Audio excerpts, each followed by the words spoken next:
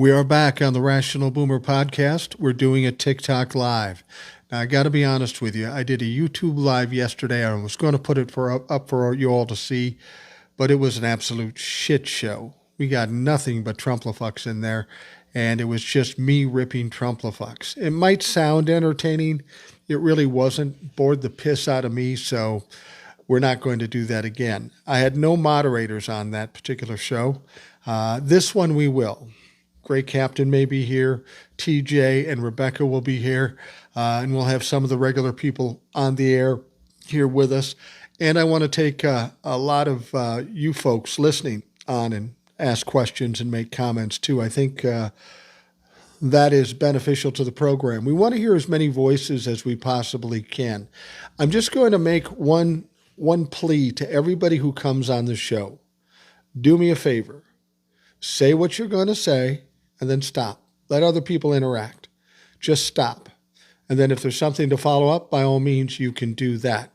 But too often people get impassioned and they go on and on and on and on, and that's not necessary. If you have to repeat the point you're trying to make more than once, you maybe shouldn't have made the point. Make your point, say what you're going to say, and then we'll all respond. If you want to follow up, that's cool too. But let's make sure the back and forth, the rapport is continuous. That's a little production thing I want to put out there for everybody who comes on the show. I know you got a lot to say. I got a lot to say too. I'm content listening to people that are smarter than me, and there's plenty of them.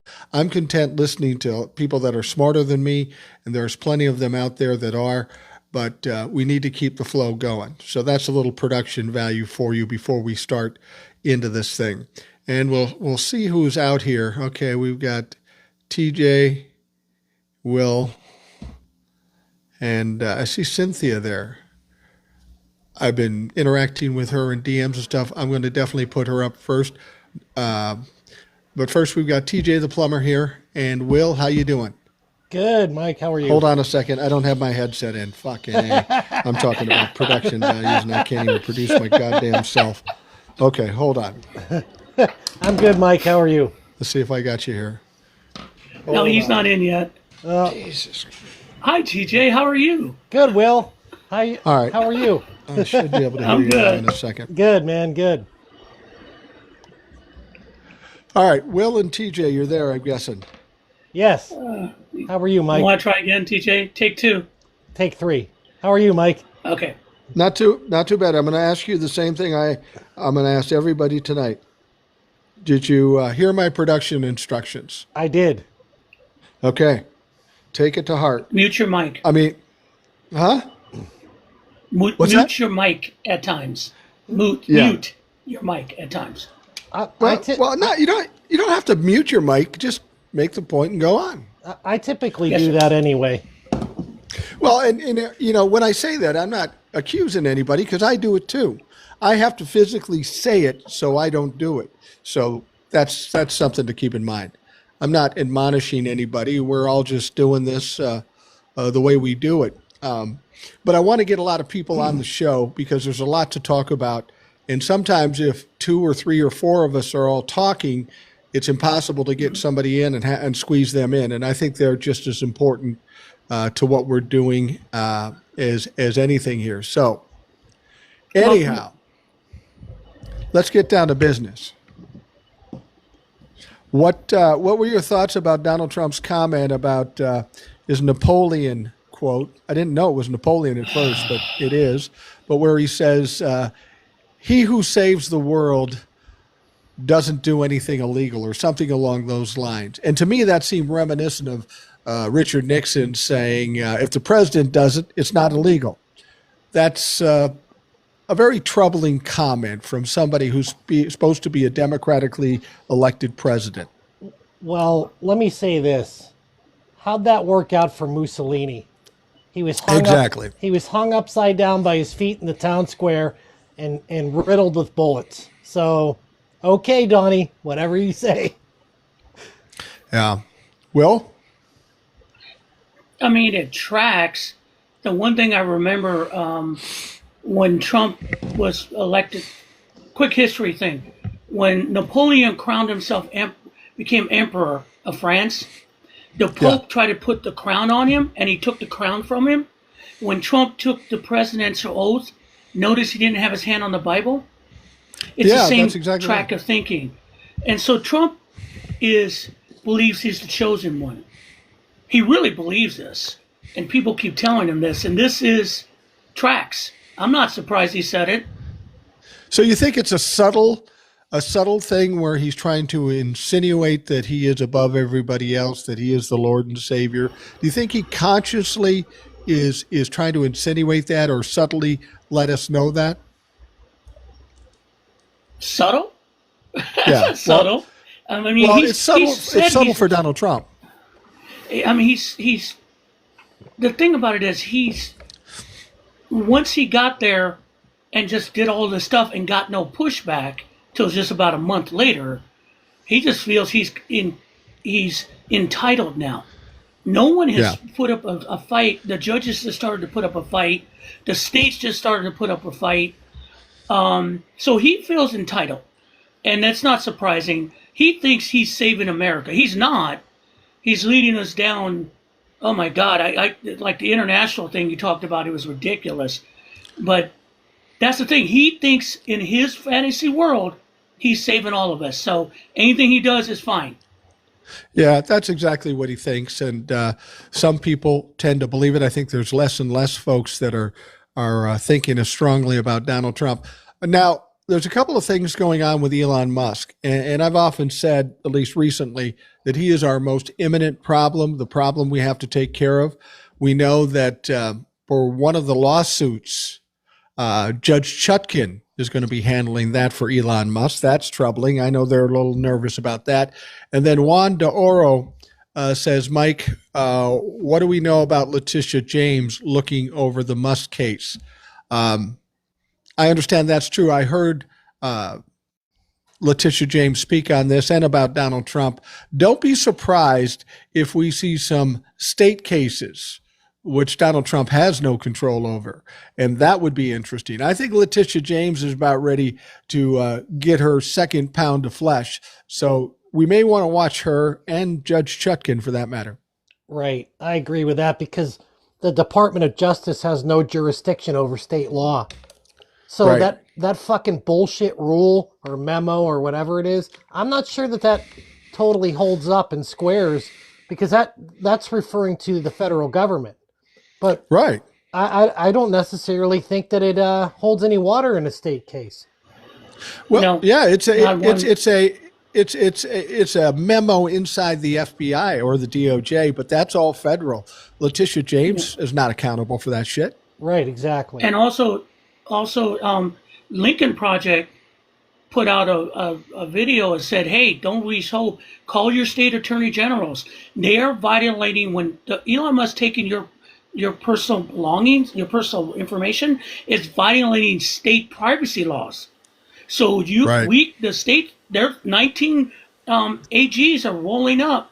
Now they start saying, oh, the blue state. No, they're coming hard. And Judge Chutkin is already getting attacked by Republicans calling her a runaway judge. Yeah, here we go. Now they're starting to get a little taste of heat, which I hope sits hard on them to make them stop a little bit. Absolutely. I'm going to bring in Eric, Analytical Iowan. You see him here on TikTok and YouTube and such. He's on the Rational Boomer podcast frequently. Eric, we were just talking about some of these court cases that are going on, and a lot of people are suggesting, well, he just won't pay attention to them. But then we hear the Supreme Court's John Roberts getting a little hinky about that whole thing. And now we're seeing state courts stepping in, like Letitia James in New York. I have a theory. Everybody who's on a smash and grab or grabbing power, they keep going. As long as they're successful, they keep going, but they always go too far. And then the end comes. Do you get that same sense? Yeah, I do. I think, courts are going to have to be what holds us through till these special elections that are coming up and until the midterms. And so far, they're holding. I mean, the judges are laughing at Donald Trump. They're saying blatantly unconstitutional.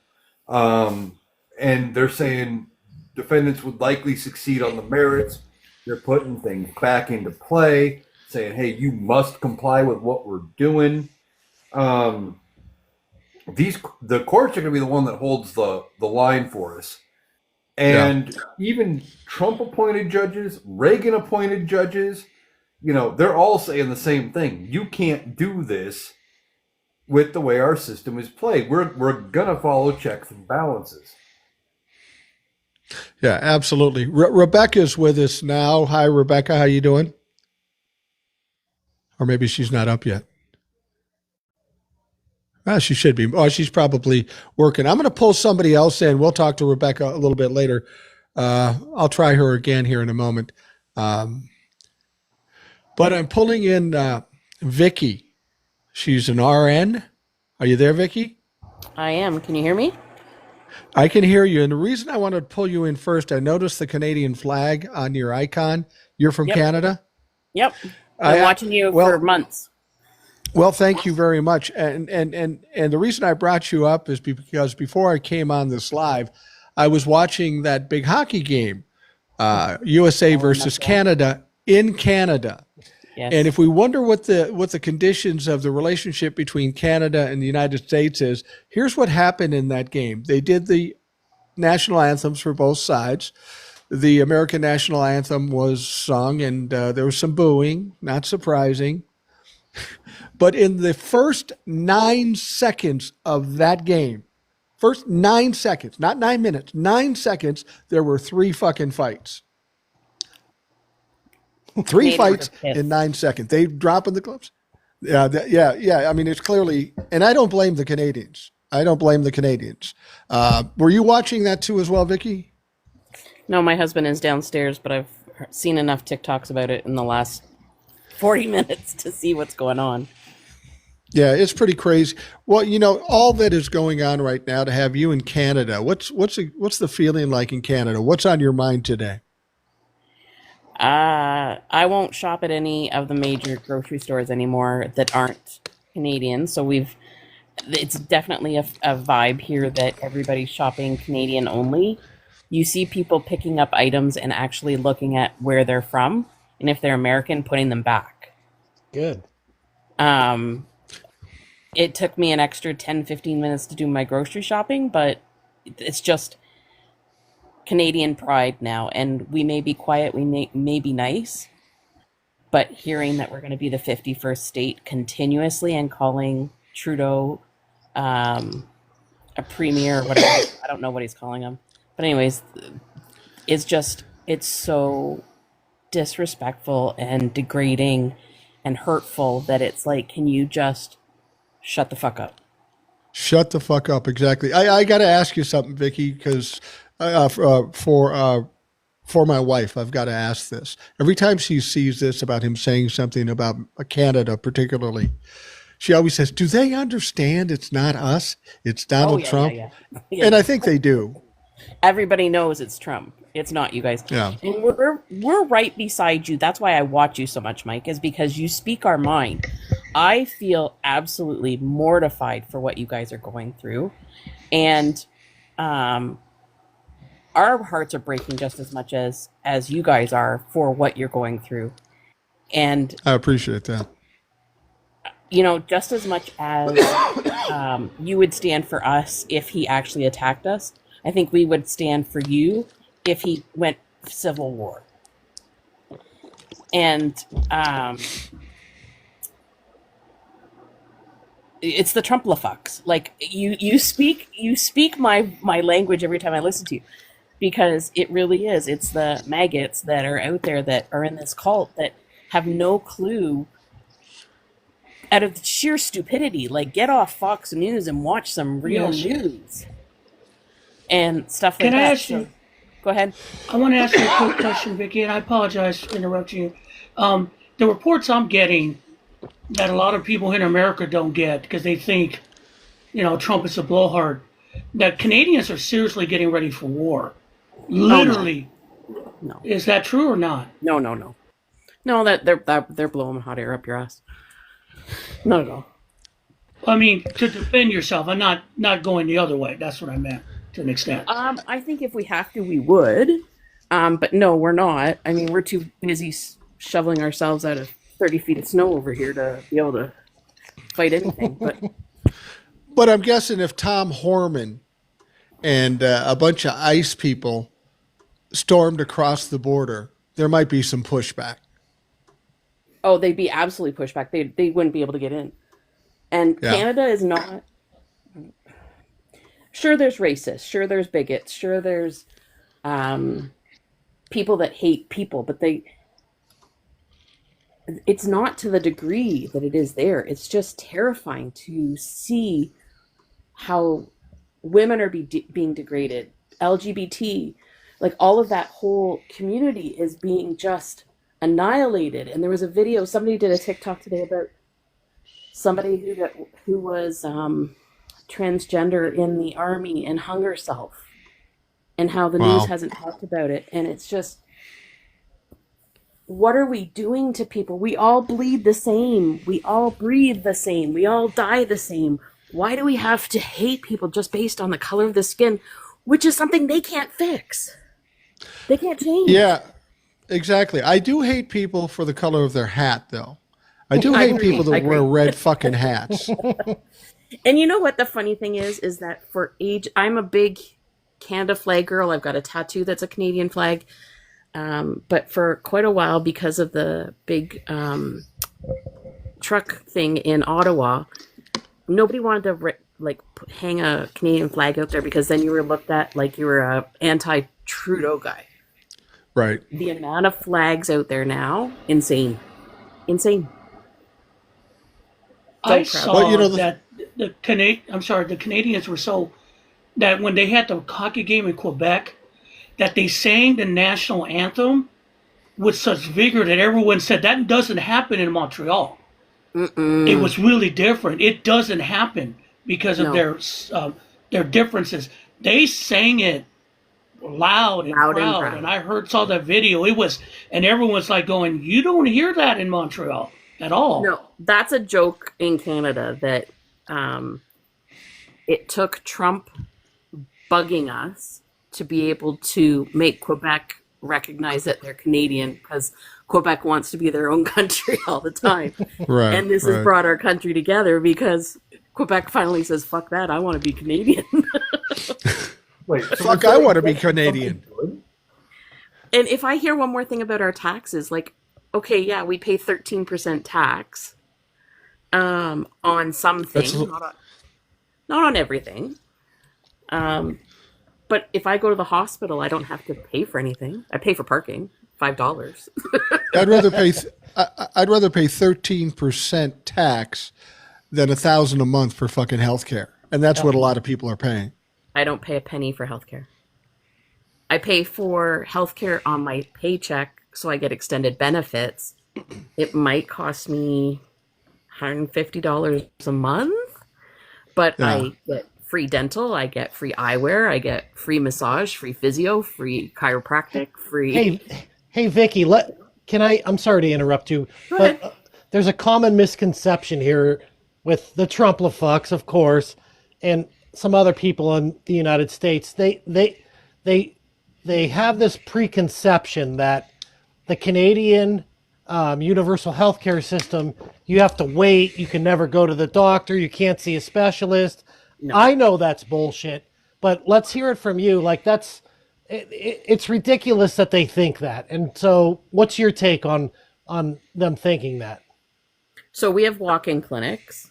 So I can go to a walk-in clinic anywhere in my town and be seen by a physician same day. We can go to Emerge if we need to. I just had a knee replacement in December. I went to see my surgeon this past week on Tuesday to get the okay to go back to work we have a holiday on Monday for us. So I go back to work on Tuesday. My next knee surgery for the other side is in May. 3 months. Right. So it's total. And if it were an emergency type thing where life or death, you could get in right away. It's not like he had a heart attack, you had to wait 3 months. No. If you had a heart attack, so we have cardiac centers, you would be sent to that cardiac center. You may have to wait a day or two to stabilize you. Right. but not anything longer than that. Like there are places for hips and knees where the wait list is 1 to 2 years because of COVID. Like we are backed up, but that's not. I mean, that's not abnormal. That was pre-COVID too. Well, I got some news here in the States, paying $1,000 a month or whatever anybody's paying for healthcare. We have to wait for shit too. And here's the other thing, Vicky. We pay a lot of money for healthcare, but that doesn't include eye care or anything else. It doesn't include dental. That's extra you have to buy.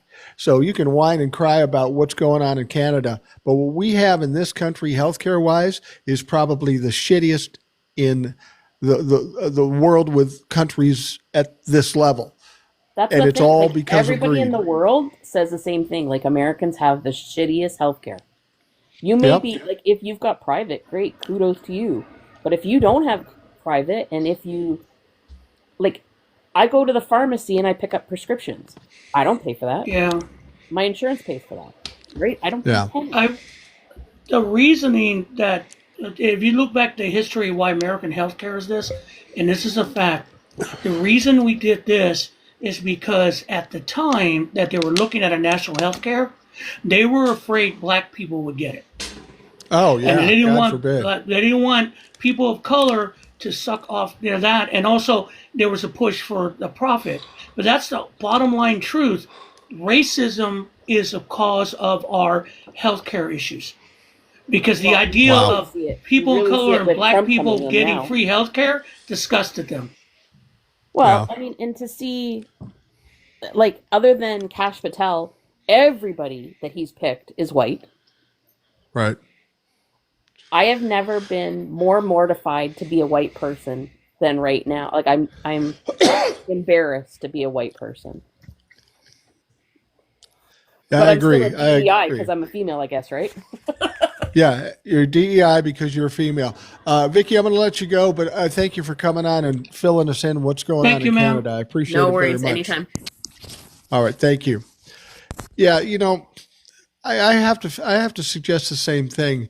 When I watch Canada being pissed off at America, I say I get it. When I see people of color pissed off at America, I get that too. I can't fault them for being angry about what's going on. And until such time that we're trying to be inclusive and get everybody involved, they should stay pissed off. I mean, that's the way we get things done in this country. So, God bless you. If you are pissed off at America, you have every right to be. I'm going to pull Rebecca in here. We've been having a little trouble getting her to come on. Rebecca, you're in now, aren't you? Yeah, I'm here. I got ousted on my other phone. I had to switch phones. Oh, okay. Okay, well, good to have you. We were just talking to Vicky, an RN from Canada, about some of the shit that's going on up there. I was relieved to find out that all Canadians don't hate all Americans. They just hate Trump like we do. Yeah. It's hold on one second here. I'm going to see who else is out there. All right, let's just pull this gentleman up. I believe his name is Rick, and if everything goes right, he'll pop up here in a moment. We do get these situations where we pull somebody up and nothing happens. I don't know if it's a glitch with the person who's trying to come in, or a glitch with TikTok, or what the fuck, and this one doesn't appear to be working. So we'll try one more here and see who else is out there. Okay, let's try Dina. We'll see if she pops up. Okay. Yeah. Hey, Dina, how you Thank you so doing? much for having me. Yes, I wanted No to talk to problem. Vicky. I wanted to talk to Vicky in Canada. I'm also an RN. I'm Okay. sorry, Vicky's And not here anymore. Vicky's I not here know anymore, she but go ahead. dropped. She dropped. I I'm sure followed her. she's I'm sure she's listening. But basically, what I wanted to say is I'm also an RN. All right, BSN. I retired a couple of years ago. I know all about COVID. I know all about our healthcare system. And basically, guys, it comes down to this. Our healthcare profiteers off of human suffering. And it's Hmm. not about racism, it's not about anything. It's all about greed. And that's all it's about. Well, I think Will was trying to suggest one of the reasons why we got in this system may have had to do with racism. But I agree with you. Right now, it has nothing to do with race or misogyny. That's the one thing people have to understand in this country. The real issue isn't Democrat versus Republican or even racism. It is all about class. It's all about greed. And you're absolutely right, Dina. I agree with you completely. I gotta just say one more thing, guys. With Sure. this last election with Trump, hey, I think we've pretty much put the last nail in the coffin as far as our country is concerned, because we're losing our alliances in Europe. Where with the USMCA that was signed in what, 2018, our two Yeah. greatest trading partners, Canada and Mexico, putting these tariffs on. Inflation is already rising just 1 month with him being in office. It's not looking good. It's not looking Yeah. good. It's definitely not looking good. And actually, I think Donald Trump has done a lot of damage to this country that will be long term. You mentioned about pushing away the allies and such. These people are the people who sell products to us or get products to us. He's just pushing them into the arms of China and other places they will get it. And once they're pushed away, we're going to be hard pressed to get them back. And I'm curious as to what all of you think about this. There's the situation we heard about earlier today when Zelensky was talking to all the European leaders. And he basically suggested to them and said, look, we as Europeans need to come together, pull together our money, our military, and all this stuff, and put up some kind of resistance to Vladimir Putin because we can no longer count on America. Now, the Trump-fucks will say, well, that's great. You pay for your own stuff. We'll pay for our own stuff. But here's the deal. They will come together and they will push back against Vladimir Putin. But when they're successful after that, and Donald Trump is long gone, he's diminished our standing internationally because We have all no these people that credibility. counted on us, because all these people who counted on us will no longer need us. So our standing will be much weaker than it ever was long after Donald Trump chokes on a fucking Big Mac. Well, German Chancellor all but said that yesterday. I mean, basically at the Munich Security Committee that J.D. Vance spoke at, which was an absolute, oh my God, I've never been so embarrassed. Not one single European clapped.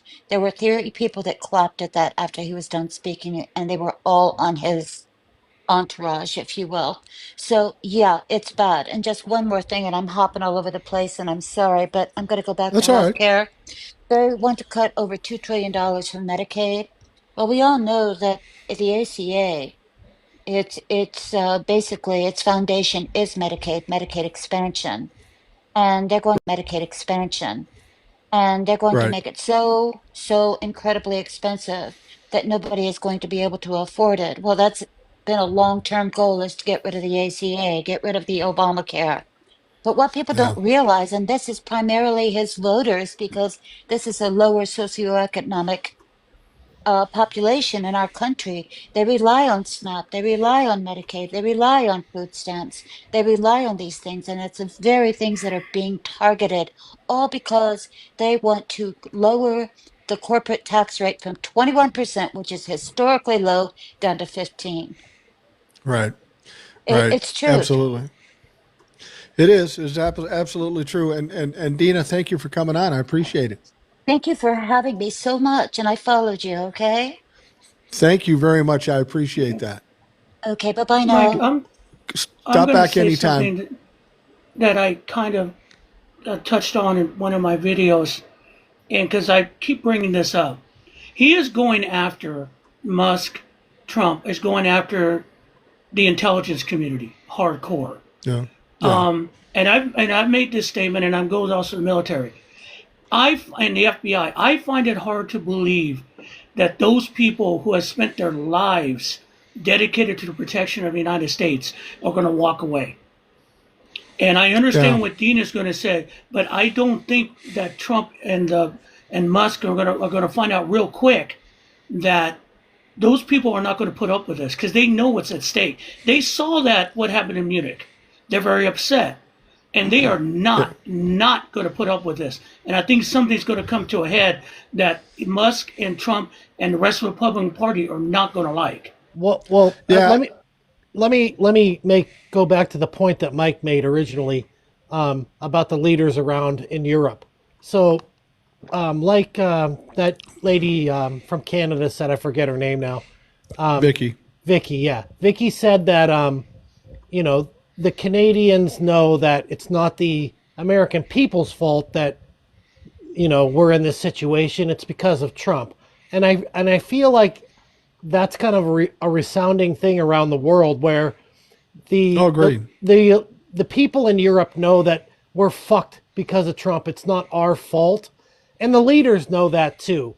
So, right now they're probably making alliances and doing what they need to do to survive what happens. And they have to rely on each other more than they rely on us, obviously. But when it's all said and done and Donald Trump's taking a dirt nap, I think we're going to be back in the good graces of all the European countries. Let me just put it in a business point of view, though. Let's take Greg Abbott, his cotton down in Texas, and Canada won't get the cotton anymore. Look, if Canada figures out a way to get cotton from some other place, and then all of a sudden Donald Trump's gone, unless they're going to get it cheaper from the U.S., why change? They've got their system set up. My point is once people go off in other ways and they feel comfortable with it, it's much harder to get them back after you've lost them in the first place. Well, yeah, that's part of the problem. Donald Trump doesn't understand, and the Trumpafucks definitely don't understand about the damage he has done on the world stage, about, like you were saying, when they source the things elsewhere, they're not just going to come back unless they're getting them deeply discounted. Like farmers, you had the soybeans rotting in the fields, and China said, well, we're not going to buy it because of the tariff, which is why they were rotting. They went to Brazil, I think, or something like that.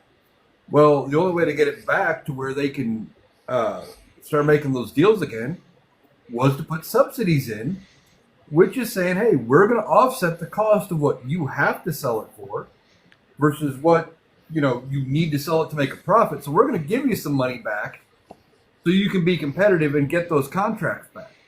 So it's right. The government's going to be the one doing the bailout.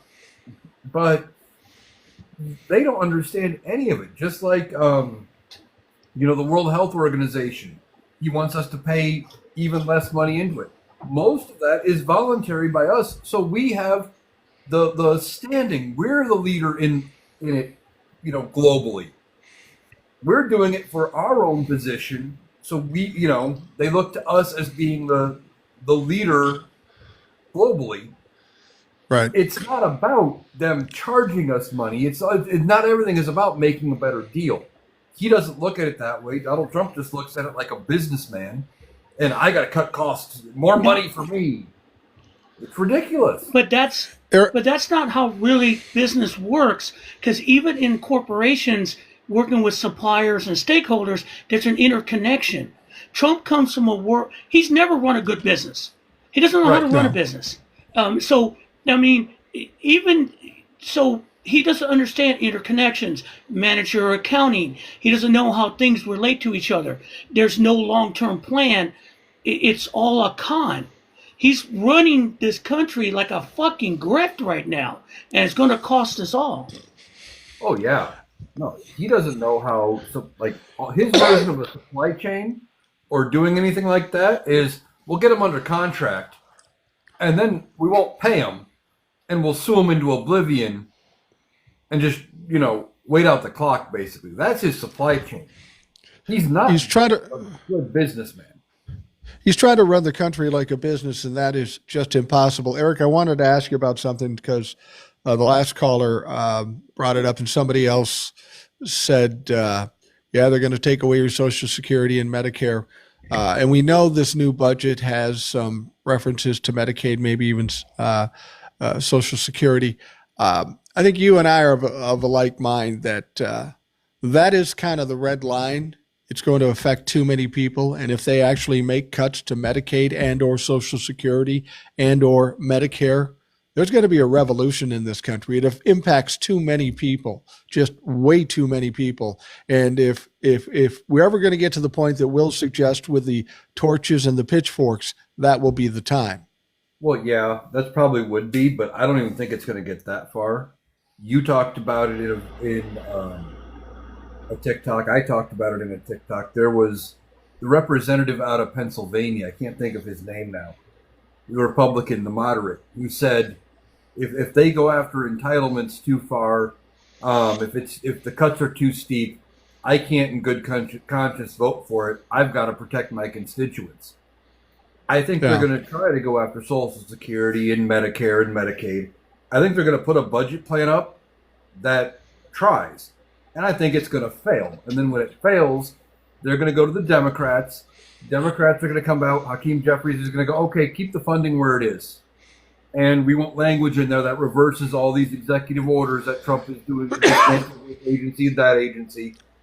And you will, and Trump has to sign it. Now, whether he does or not, don't know. But I'm guessing they could get enough votes to pass it around his veto. And the Democrats are going to be the ones to have to take charge. Because the Republicans, they can't agree with themselves. They can only lose 1 or 2 votes. And if this guy's saying, hey, I'm voting against it if you cut entitlements. And then you got Mike Turner who said, you kicked me off the committee. I'm voting against everything Republican. That's 2 votes no. They've already lost. Yeah. But my only concern is that the Senate isn't going to go along with it because they are gone full-blown out of their motherfucking minds. As soon as Robert F. Kennedy got confirmed as health secretary, I had lost all faith in that Senate, in that place. Because their people are out of their fucking minds. So if that budget gets to them, like the ones you're talking about where Hakeem Jeffries says, hey, they make a deal, it won't get out of the Senate. I'll guarantee you. And they'll die because I understand what you're saying, Eric. It's just that they're out of their minds. They live in a bubble. And unless people are screaming really loud, it might not get out of the Senate. And knowing Donald Trump, he will veto that motherfucker just to make a point. He doesn't give a shit, honestly. Yeah. Well, that's true. With a veto-proof majority, but I think they'll get it through both houses with a veto-proof majority. I think a budget keeping the government open is entirely different to the Senate Republicans than putting in these cabinet picks, because they can come back and say, "Well, that was Trump's pick." They think they can talk their way out of that one, shutting the government down, not funding entitlements when Congress has the power of the purse. That's a little harder to defend to your voters. Yeah. Congress has power of the purse, not doing shit right now. That's the thing I'm concerned about. Well, I'm gonna pull somebody up here. Okay, finish up. Go ahead, Eric. Well, I mean, they're not doing anything right now, but they're also not doing any harm right now by not passing anything. They're not acting on Donald Trump. They're not impeaching him yet. But they're not going to move on Trump until they're backed into a corner and they're worried about that next election.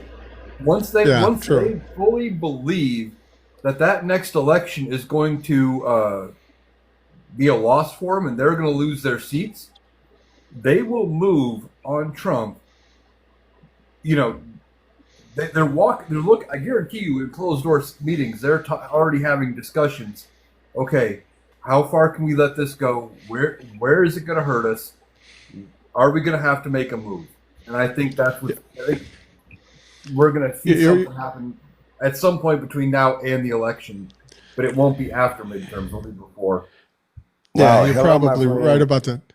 I'm pulling in Doc King, 73. Doc, are you there? How you doing?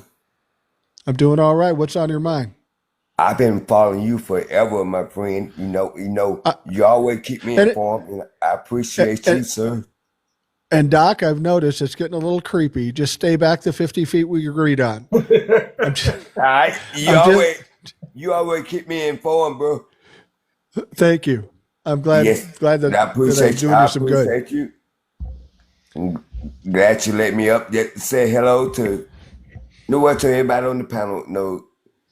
And I appreciate you, bro. I truly mean that. Cause you always come with good information. I appreciate that. Well, I appreciate the fact that you follow and listen. When you're a 64-year-old guy and you have two sons that don't want to hear shit from you, it's nice to hear somebody out in the real world wanting to hear something I have to say. Okay, appreciate you. All right. What's on your mind today? How are you feeling now as a citizen of the United States of Russia? I just know it's just a day by day thing. It's irritating. It's kind of frustrating, but let's keep pushing. And let's try to make it through it. Do you ever? Let me ask you a question, and maybe this is a shitty, dumb question. I kind of feel like people of color deal with this situation better because they've always had to deal with problems and pushback and the racism and the prejudice and all this stuff. And now all this white people are going, God, this sucks. But this is something people of color have been dealing with forever. Am I on right track here? You really know what you just said, and you are correct. It really, it kind of frustrating, but shit, I don't give a fuck. Well, yeah, that's kind of the attitude you have to have. I mean, if you've dealt with shit all your life, more shit comes. It's not a surprise. Right. Yeah. Yes, sir. Wow. But I've been following. Where are you coming from? I'm here in Alabama. I'm in Alabama. Oh. Imagine that. Wow. Well, that's. Have you been hearing about all this stuff with the cuts and stuff and how it's going to impact Alabama? Is that something that concerns you? Yep. Yeah. I'm a truck driver. Yeah. It's gonna impact everybody in my family. Wow. I'm sorry to hear that. Not me personally, but that's what we're dealing with right now. Do you have much interaction with Trump supporters in Alabama? That sounds crazy to even fucking ask. Of course you do. But how are they feeling now? Well, I know a couple of them regretting it, but I don't. I just know I try to distance myself from them. Good move. I just try to distance myself from them. Yes, but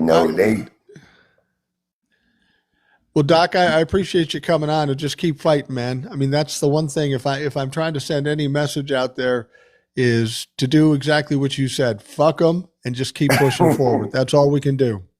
But every one of your posts, your TikToks, I like them all. Thank you, brother. Thank you very much, Doc. We'll talk to you soon. Come back anytime. Yes, sir. Thank you. All right. Thank you. All right. Doc from Alabama. Wow. It's tough listening to people coming from places that are going to suffer. When we talk about this, we'll say, well, fuck Alabama. Well, there are good people in Alabama too. And that's the problem of this whole thing. Yeah. I mean, they're all feeling the effects of it. Was it Alabama that was having their power bills going up by hundreds of dollars because of the cuts to the grants? Yes. Yes. And also, the federal government literally went into people's accounts and took out $100 that was designated for them as soon as the freeze came. So it was horrific.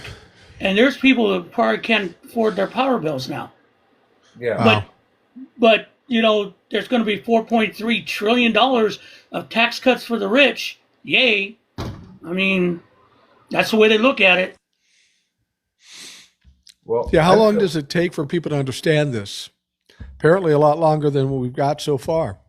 Well, I've said for a while, they're not gonna understand what happened and what's going, how bad the Republicans really are for everything until it hits them personally. They really unfortunately believed that he was going to come in, they were going to keep all of their benefits, the electric grant, those that are on food stamps and other government assistance, because they really needed it, that they were fine. But the person down the street that they didn't think deserved it, typically a minority, that they were going to lose their benefits and be forced to go back to work to keep them, or whatever the case may be. And they really thought that was what was going to happen. And now that they're hurting, they're going, what the fuck? Yeah. But I still get comments. But I mean, go ahead. I'm sorry. Well, but Democrats need to capitalize on it. Go back to, I keep talking about it, running on a New Deal style message to win those voters back. They used to be the Democratic base. Yeah. Yeah. The Democrats have followed up. I still get, though, I mean, the hardest thing about this, and you're right, but still the mentality is, and I get these comments all the time, why don't you just go get your food stamps? Are you on welfare? Do you have a job? Blah, blah, blah. It's all what they see every time I do a video. And it's disappointing to me because it pisses me off because how narrow-minded these fucking people are. They don't get it. And then, I mean, when I made a comment about RFK, the health things that came back at me, which is ridiculous. But the point I'm trying to make with RFK, and I'm going to bring this real quick, I don't want him telling what to do in my fucking life. Make suggestions, but don't tell me I got to do A, B, and C because your hippie-ass stupidity thinks it's better for me. That's my choice. You don't know my life. And that's the thing I hate. Americans are allowed to make choices. Good choices? Probably not. Bad choices? Probably. But you're supposed to be able to make a choice. And I don't want some brainworm guy who really doesn't understand science to start dictating shit to me. That pisses me off. It's my life. I make my choices. And the ironic thing about it is the Republicans always say we want smaller government. We want government out of our personal lives. But the Republicans are all over our personal lives regarding abortion, regarding vaccines and all this stuff. They say they want less control, but they take more control. I have another person up here, Lori. Lori, how you doing? Good. How are you? So far, so good. What's on your mind today? So he was just talking about his rights being taken away. And I was just like, oh my God. And you're a white male, YT male. Sorry. Trying to get this TikTok thing going, right? Who are you talking about? Who are you talking about here now? Because Binder.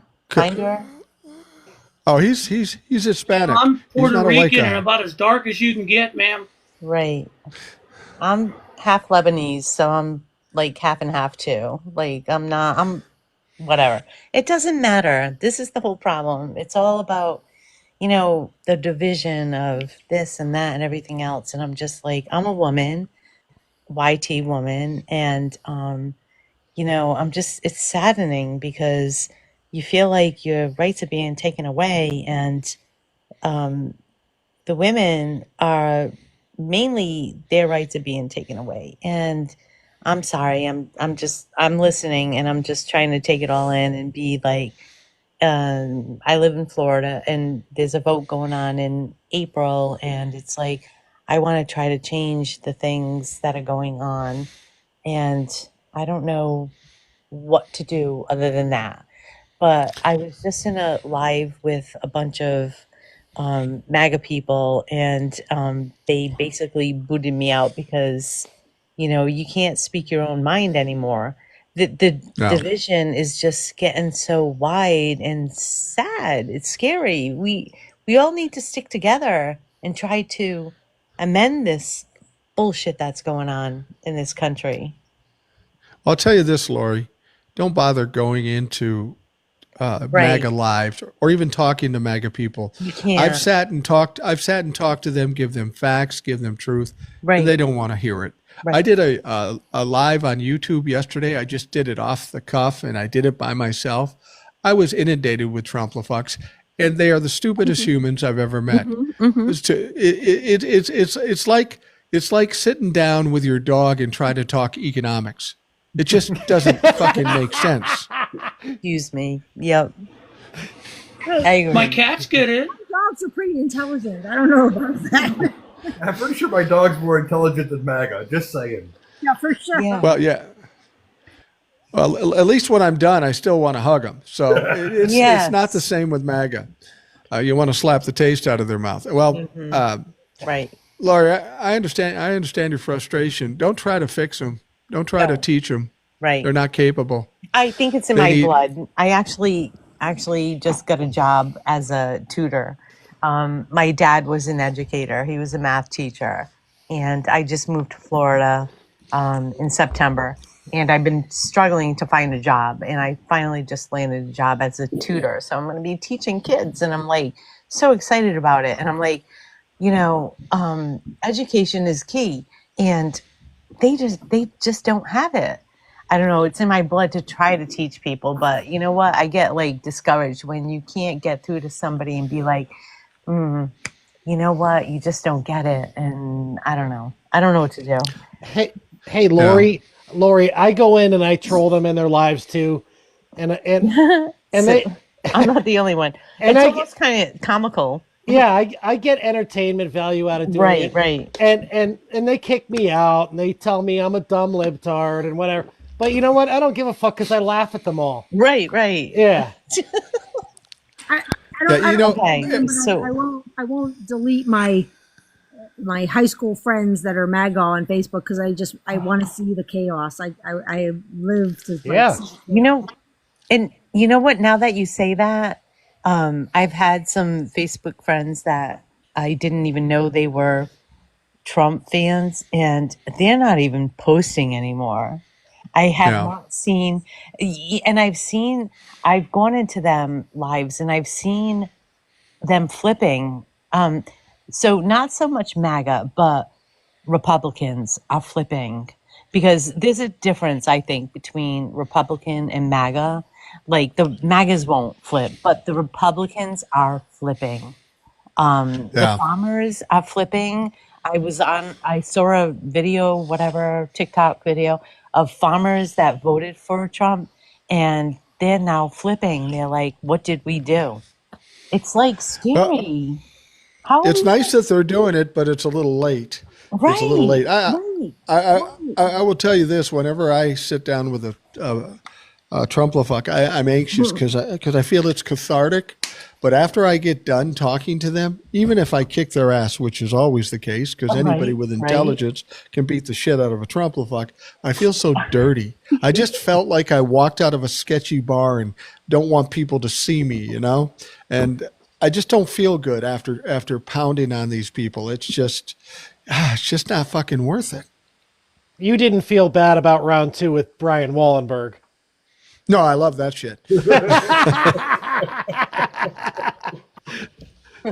Some people deserve it. Laurie, thank you for coming on. I appreciate it. Oh, thank you for inviting me or letting me in. Anytime you want to show up, you're welcome. I've been watching your videos and I just Since you were a child? Well, I am probably close to your age. I'm 58. Okay. I'm not a young one. I'm 58. And I just moved to Florida in September. And my granddaughter, who's 18, so I'm not that young. Wow. Yeah. She's here visiting she's going back Tuesday. But anyway, long story short, I just moved down here and I want to do what I can for the Democratic Party, but it's tough. It's just because it's a red state and I just moved here from Massachusetts. And, well, we all can only do certain things. Right. And it doesn't matter if what you're doing is big or little, just so you're doing something. Yes. And that's what's important. The intention is right. The hopes are for better things in the future. And you can do what you can. Don't feel like you're coming up short if you don't feel like you're doing enough, because whatever you can do is enough. Right. Thank you. All right. Well, thank you, Laurie. I appreciate it. I appreciate you and everything you're doing. Well, I'm having fun. My job now is just to kick Trumplafuck's ass, and it's kind of a fun job at this point. It's just we'll frustrating when you. Oh, I'm sorry. I cut Lori off too quickly. I apologize, Lori. I didn't mean to do that. I'm trying to keep things moving. Yeah, go ahead, Will. I see JD Farmer is in the chat. Call him up because we had discussion about what RFK is going to mean for farming, and if he can get on there, I'd appreciate it because it was an interesting point we all got to hear. Because him becoming health secretary is going to affect a lot more than you thought. And he was really bent. So if he wants to come on, I think it's good to hear him out. Yeah, I'm not. I'm looking at the request. We got a lot of requests. Not seeing him in there. I saw him earlier. There was a girl, I think it was a girl, a Ukrainian earlier kept saying, I'm from Ukraine, bring me up, but I haven't seen her in a while now. I don't know if she's still there. Rebecca, let me tell you why I was reluctant to do that. Because of her picture. She's this beautiful young woman. And I will tell you, I get emails and DMs from these beautiful young women that are desperate to meet me. It's usually a scam. And I'm sorry if I'm misrepresenting this woman. Well, I can't see a picture because I'm old and my glasses don't work that well. So yeah. I'm going to bring JD. I'm bringing JD up, but Rebecca and TJ, I have a question for you. I don't know why you would be the ones I would go to for this. You seem like you would have this information. Donna Walking Stick. She says she's a Native American in need of help getting a passport. Anyone. Now, for her to get a passport shouldn't be any different than you and I getting a passport, right? Or am I wrong about that? no, I would think not. I mean, if you're in a blue state, you go to the federal office and fill it out and take your picture, and that's all you do. I don't know. Is there something going on with Native American people having trouble getting their passport? I haven't heard anything, but I don't know. Sorry, I was muted. Not to my knowledge, I don't think there's anything going on with that. She should be able to go right to the U.S. Postal Service and get the paperwork that's needed, and then you can go. You can go to like FedEx office, and they'll take your photo, and then you can submit all that right to the USPS. There's two, or I'm sorry, to the U.S. Department of Immigration or U.S. Customs, and you can submit that online. There's two ways you can do it. You can do it regular and you can do it expedited. Now, I have heard that if you submit it on regular, you're going to wait, more than 20 weeks. If you do it expedited, I did my renewal like, I don't know, three years ago, and I got mine back in like 10 days. So yeah, I don't think that should be an issue. Being Native American shouldn't really matter. You're still a U.S. citizen. There's also offices that you can go to if you need it expedited. Like I think there's one in Buffalo, New York that you can go to. But I think you can go to a no expedite in a day. But I think it has to be an emergency to get it that way. It doesn't have to be an emergency. You just have to have a ticket to prove that you have a flight. Well, Trump's the president. What bigger emergency could we possibly fucking have? I mean, Jesus Christ. We have JD Farmer here with us. JD, how you doing? Pretty good. How are you? Not too bad. What's on your mind? What's on your mind today? Yeah. Well, me and Will were talking about this last night. RFK being confirmed. And I saw a video by Richard Green about all the stuff that he was wanting to do and talking about getting rid of. He kept talking about getting rid of glyphosate, chemicals, and all this stuff. And it's hurting the food and all that. And it's like, as a farmer, I can attest to the fact that I can assure you that there are no, GMO crops is not a health hazard. It's not. So what we genetically engineer crops for is engineer for better production, like better yield, and it's mostly for that and to make, for example, you can breed corn so it does better in drier conditions or something like that.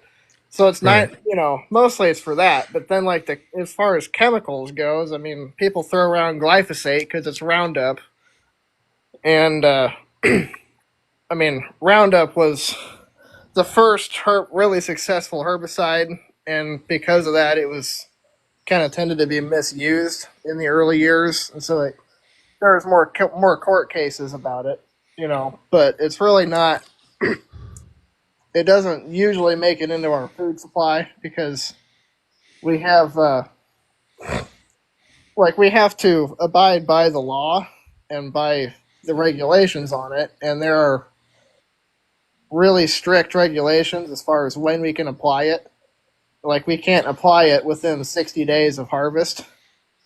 Okay. So, if they're worried about glyphosate being in the food, it's not. Okay, good to know. But the problem is with this rhetoric about them wanting to go after chemicals and organic and things like that. They're wanting to promote organic and non-GMO stuff, which doesn't yield as high, and it's a lot more labor intensive. And so what happens then is if you lean more towards that, the price of production goes way up, and then so does the price of food. So you can see if they do away with the GMO stuff and the technology we have now, we could see food prices doubling or even tripling from what we have now. Funny, they don't mention that, do they? No, they don't. And that whole Richard Green video that JD sent me, that guy is out of his goddamn mind, because he said that RFK is going to fight Big Pharma and he's going to fight against Trump. And I listened to this and going, what the fuck? He was on Trump's ass through the whole thing. He's going to do what Trump wants. And he goes, don't worry about the vaccine. Bullshit. That man's insane. And I don't know, that Richard Green guy is a fucking Trump-la-fuck. I don't give a shit what he says. I know what he is. And when JD sent me that, he was hot, and he lit me off because it's true. Who's Richard Green? When you say Richard lawyer. Green, the lawyer, the guy I've had on this thing? Lawyer. Yes. Oh, yeah. I don't know that he's a Trump-la-fuck, but he does annoy me sometimes. Because it's disgusting. It's disgusting. I don't think he's a Trump-la-fuck, but he is contrary time to time, and he and I kind of get into it a little bit sometimes. But I don't know enough about what's going on with chemicals and that sort of thing. RFK Jr. is categorically and certifiably nuts. This guy's acknowledged he's got a worm in his brain. I mean, Jesus Christ, if I'm that goofy, I'm not going to say that. I'm not going to say I have a worm in my brain, but that's what he does. And I'm at a point now with RFK in the Department of Health and Human Services. Here's something we talked about before about the incompetence level of all these people that Donald Trump is nominating and Donald Trump himself. We're seeing the fuck-ups now. Pete Hegseth making a fool of himself. We've got... I like the highball glass. That was nice. Yeah.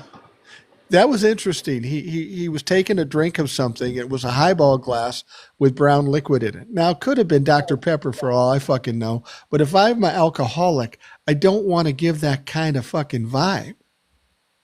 That looked way too light to be pop, is all I'm going to say.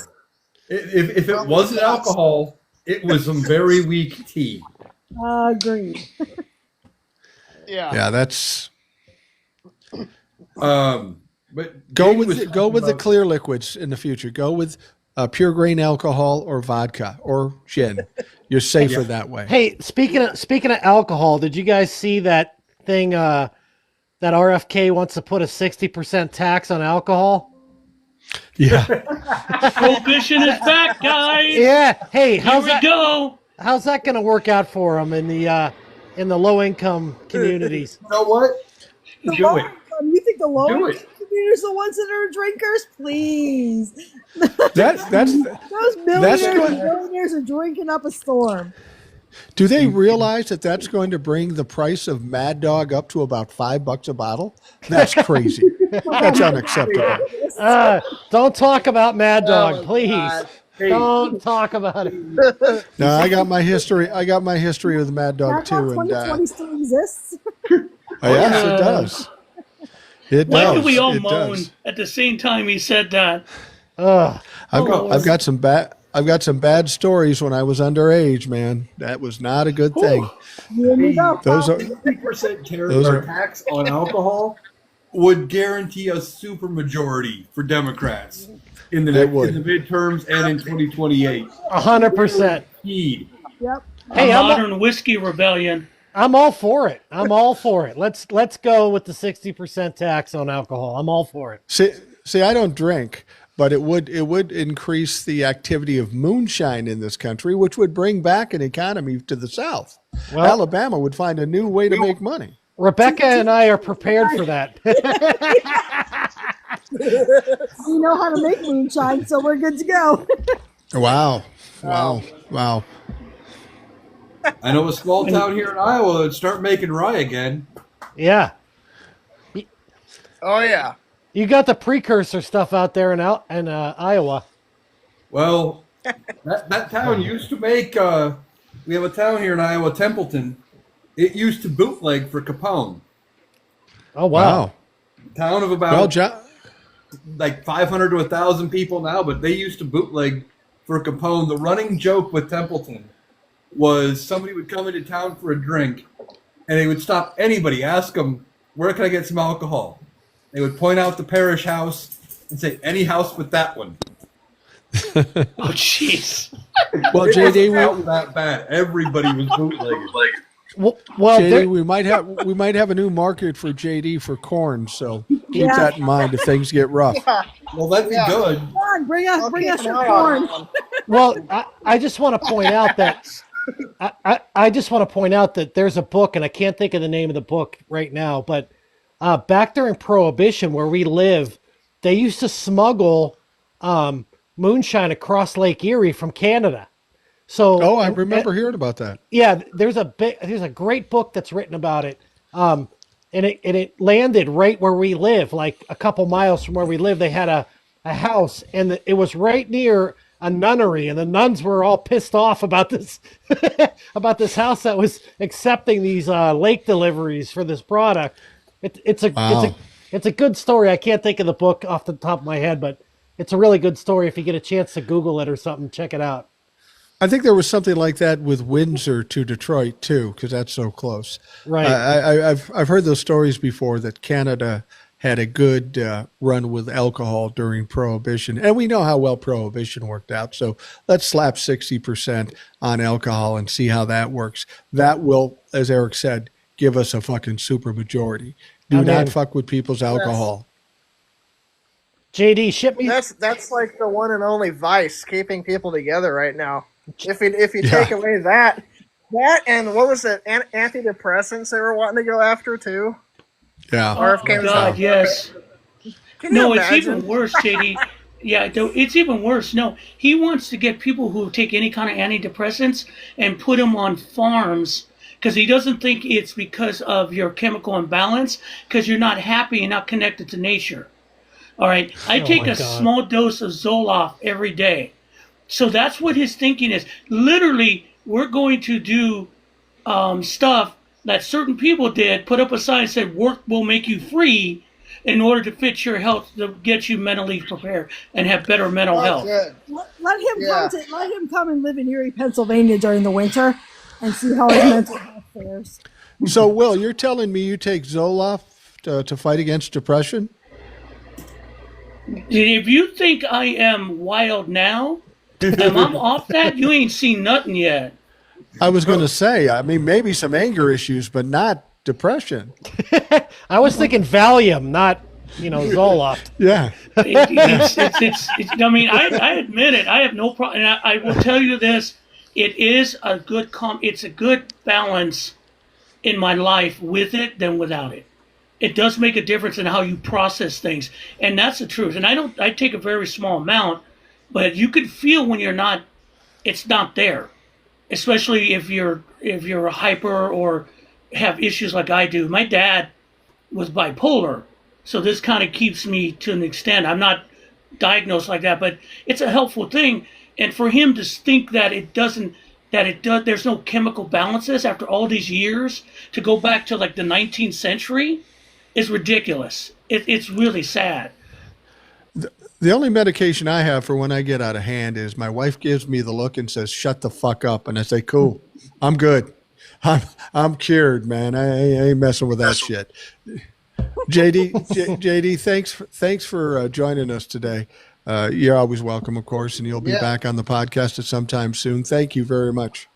Thanks, John. Send us your corn. Yeah, ship us some corn, please. If you want to send us the mash, we'd be really happy with that. How much do you want? I'm sorry, I cut him off there. See, here's the deal, guys. Here's another production value. When I'm getting ready to cut somebody off to move to the next one, don't ask them a fucking question, because then I cut them off and it looks stupid. Jesus Christ! And it becomes your fault, not ours. Gotcha. Yeah, exactly. I'm the one that looks stupid here. One thing Let's see here was the GMOs, and what Right. a lot of them don't understand. A lot of the MAGAs don't. They think genetically modified means we're doing, we're tampering with it in some way. We're just doing what we've always done. We have been genetically modifying things for centuries. We figured out how to mix breed things, and this seed worked really well, so we'll use this. Plant it the next year. Now it's growing better. We've done by trial and error the same thing for centuries. Now we can just do it scientifically to get the result we want. That's all. Right. The people that are opposed to GMO are the same people who own palm skis and maggot doodles or whatever the heck these things are called these days. Yeah. Exactly. I'm going to pull somebody else up here. His name is Michael, which is a cool name. Hey, Michael, how you doing? Hey, great. How are you? I'm doing all right. What's on your mind today? Yeah, so I retired from the Army. I spent 31 years in uniform. I'm a federal employee now. It's chaos right now. Really worrisome. We are hollowing out the government. We are, DOGE is, getting rid of mid-level employees. So senior guys like me who've been around for a while, the institutional knowledge is with us, and we pass that institutional knowledge along to the probationary employees that start. The probationary employees that they're firing, those are people that we bring into the government, and they have fresh perspectives. They have different views on the way that we can, really tackle some of the most challenging problems that we face today. And so if those people aren't around, the institutional knowledge that senior guys like me have, it's going to be gone when we hollow that force out. What's really concerning to me right now is I know that you're probably looking at the continuing resolution, which the government has funded through March 14th. Right. I have no expectation whatsoever that the House is going to be able to pass a budget or agree to raising the debt ceiling. And I would anticipate the government will be shut down. And for how long, I don't know. But all of those employees that they furlough, I'm afraid that DOGE will decide that those are non-essential employees, and they will just terminate those employees. Well, Michael, let me ask you this. I said this in a TikTok, and everybody's concerned about the shutdown, and I understand that. It's probably going to get shut down because the budget that the Republicans are proposing is absolutely fucking ludicrous. No way it can pass, and they're divided, so they probably can't even pass it with the Republican Party. But aren't we kind of in a shutdown right now with all these people getting fired or bought out or whatever? We're almost kind of in that feeling now with all these federal employees losing jobs. So, yes. So at the speed at which these executive orders come out, human resources departments and every agency throughout the federal government are just consumed with what's going on at the speed of which these things are going on. So, I was talking to a friend of mine in D.C. The return back to the office, the end of telework, remote work, really began on Monday. So people were coming back, into the office, no office space, or either office space that doesn't exist anymore, which created chaos across the federal government that day. But in DC, where most of the federal employees are at, what normally happens is that OPM, which has also been hollowed out at this point, usually puts out a weather message to across the federal workforce. Weather came in on Tuesday afternoon, and so Tuesday afternoon. So there was no message that was put out to the federal workforce. Much of the federal workforce either came in or they called. They took sick leave. But once OPM decided that they should put a message out to tell people they either to leave the building or shelter in place. The freeways and the roads were completely packed. The next day they had 6 or 7 inches of snow on the ground. Nobody could get to work because there was no message that was put out on whether or not to come back to work. And there is no telework or remote work that is allowed in the federal government anymore. So this is not very efficient at all. All of this is consuming every office, every government office from conducting the business of the American people right now.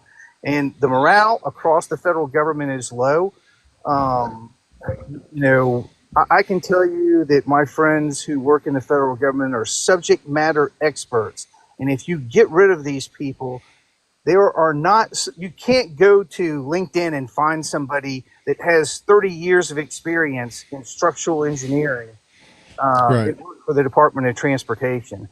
You can't find people like me on LinkedIn. We have to pass that institutional knowledge along. So, the government effectively is kind of shut down right now. So over and above the chaos, productivity has dropped like a fucking rock. I'm trying to remember. I think it was Wednesday. There was a tasker that came down that everybody had to scrub to look for furlough indicators across the employment force, because we have to decide, hey, if the government shuts down, who's essential workers and who's employees. And so with the number of people that are being terminated by email, you can imagine that simple task that we normally do becomes something that consumes everybody for a complete day. Yeah, it's pretty frustrating. That's the problem. Even if somebody stopped Donald Trump and Elon Musk today, it's going to take a lot of time to get us back to where we need to be running at full strength. The damage that's being done has already been done to a large extent. They're going to get worse if they're allowed to continue to do this.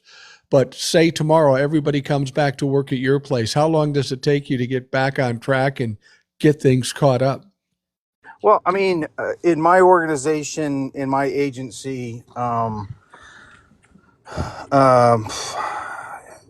mostly everybody's back at work because of the nature of the work that I do.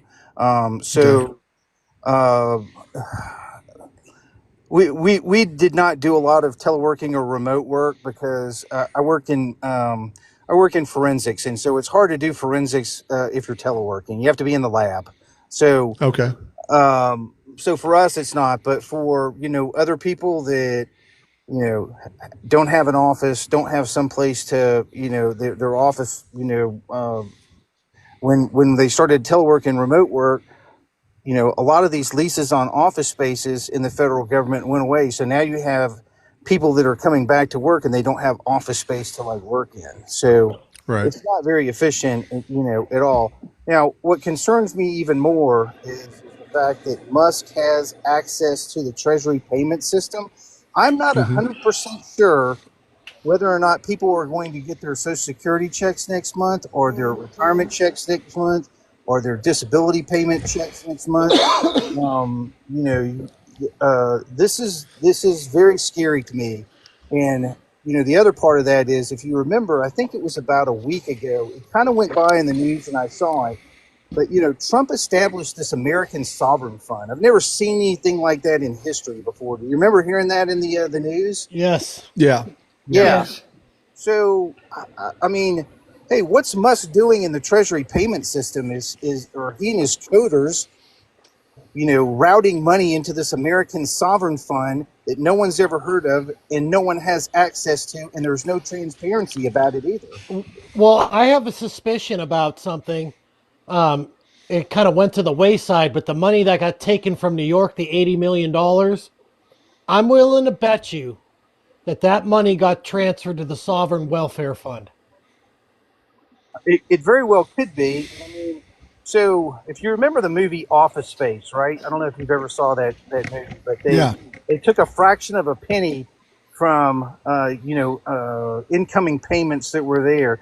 There's 67 million people that are on Social Security. So I mean, I'm not a conspiracy theorist, but hey, if you program that to take 50 cents from everybody's Social Security check over a year, who's going to notice 50 cents? I can tell you that my 83-year-old mother will spend all day on the phone with the Social Security office to figure out where that 50 cents went. But that's $6.7 million, and over time, I mean, it's a lot of money. So I feel very uncomfortable with these guys monkeying around, with this system. I'm not 100% sure whether or not I'm going to get my retirement check at the end of the month. It's something that I earned after 3 decades in the Army. I don't think anyone should be able to take that away from me, but I can tell you they're going after veterans benefits after this. They're going after veteran disability benefits, and they're going after the VA. I don't even think the VA may be able to survive all this. The moment they start going after Social Security, Medicare, or veterans benefit, I'm afraid that's when the violence starts. And because that's all people have left at that point. They can't trust the government to do the right thing. And like Will often says, the pitchforks and the torches come out. And we've seen what happened with the blowback during the freezing of federal funds, and then they had to back out of that quickly. Donald Trump and Elon are known for pushing the envelope and probably pushing it too far. So you're absolutely right. We don't know what ultimately is going to happen. And something's got to be done about it. And if it comes down to just all of America just going out there and tearing shit up, that's what's going to happen. Yeah, I'll tell you one. Go ahead, sir. I'm sorry, Michael. Go ahead. You're the expert. Yeah, I'm sorry. Just one last thing. And Pete Hegseth, I watched his press conference the other day, and I will tell you, military service is a family business to me. My my great grandmother was a 7-star mother, one of only 2 in World War II. All 7 of my uncles served in World War II. My 7 great uncles, I used to sit around the kitchen as a little boy, and I would listen to the war stories that they told. And I wanted to be a part of that. I wanted to be a part of that brotherhood. I wanted to be a part of that teamwork. My father and all my uncles, served also, and I served. But I can tell you that, the Army gave me everything that I have, paid for my college. I went to grad school in the military, paid for it, and I gave service back to my country. But I know that my 7 uncles who fought in World War II, my late father, if they would have sat and listened to the fact that Pete Hegseth said that allies may come to the defense of Russia, but Article 5 of NATO will not be invoked if one of you are attacked. He basically dissolved NATO in about 3 minutes right there. And everybody can say, well, that's Congress's, call and the president's call. But the Secretary of Defense speaks for the United States. And when he said that, that became official U.S. policy towards NATO. Yeah. I'd like to touch on something that Michael said a little bit ago. Do you guys have you ever heard of the Great Brain Drain in Russia? No. Okay, so because of the Ukraine war, and actually before the Ukraine war, there's a lot of people in Russia that have expertise or degrees or knowledge, and they're fleeing the country because of how bad things are, and particularly with the Ukraine war. And a study was done, and the people that are fleeing the country, it's going to take Russia at least 10 years post-war to recover the talent that they lost from people fleeing the country. what Donald Trump is doing and firing all these people are going to leave. They're going to be fired or whatever that have expertise or degrees or engineering, and they're going to take jobs in the private sector. So Yeah. when we try to go back and get back to some type of normalcy, right? Those talents are not going to be there. So we're going to have a 10-year curve or more of trying to recruit talent to get back into these positions like Michael is in to get back to the standard that we were at post Donald Trump. Or to piggyback off that, TJ, it's if it doesn't take us 10 years, it's going to cost us an arm and a leg. Yes. Right. We're going to have to It's double gonna cost more wait money. years, whatever. We're going to have to really pay. But this is what Donald Trump did in his first term. Remember, Obama left the pandemic response team. That was there in case there was a pandemic. Donald Trump comes in and goes, I don't fire people to sit around. I can always hire a doctor if something bad happens. And then he couldn't find one when we got hit with COVID. He's not a good one. We Why fired do all the ones that were available. So Yeah. So the best thing that Trump is not good at governing, and when we make him try to govern, we try to shove this down his throat. People, I hopefully, are going to see, just how bad it is. But I'm fearful that this is going to have to be very catastrophic to make people see. I'm hearing Trump supporters now claim that well, hey, it's patriotic to pay more for Yes. So it's just it's ridiculous. These are dark times. I tell you, I just talked to a friend of mine tonight. I went to high school with her. She is a policy analyst at the CDC. So 30 years of experience in policy, and she's been in the CDC for 3 decades. Those are the people that we can't lose, that are, public health policy people that have the institutional knowledge to do things. And so when those people were worried, as that, I'm worried, our whole government could collapse on top of it when we remove the government employees the way that we're working towards doing this. Yes. Yeah. Absolutely. Well, Michael, That's unfortunately the goal. Yeah, it is the goal. That's the unfortunate thing. Michael, I want to thank you for your service, not only in the service, but for the federal government. I'm sorry that we're dealing with this shit. We can only hope that in the end, we come to the end of the tunnel. But it's pretty dark right now, and I'm sorry you're going through that. Yeah, I really enjoy watching you. I try to catch it when, I can. I'll tell you this last thing. The one thing that has made people more misinformed now is if you go back and look at the history of the fairness doctrine. And when the fairness doctrine was removed, the GOP and the Republicans dumped millions of dollars into right-wing media. And I see people that were mouth breathers in civics class that learned civics off of right-wing media and want to have this republic versus, a democracy argument that makes me want to stick a fork in something. So we're just dumber as a nation right now. And that's the reason why we have a president that says that he should be immune from prosecution. No president in the history of our country has ever had immunity from prosecution. Only Putin and dictators need that. But Absolutely. All right. Hey, thank you so much. Thank you very much, Michael. I appreciate it. I appreciate your service all the years. He's not the only president to want it. As I pointed out, Richard Nixon said anything the president does isn't illegal. A lot of them have gotten in that position, gotten themselves in trouble.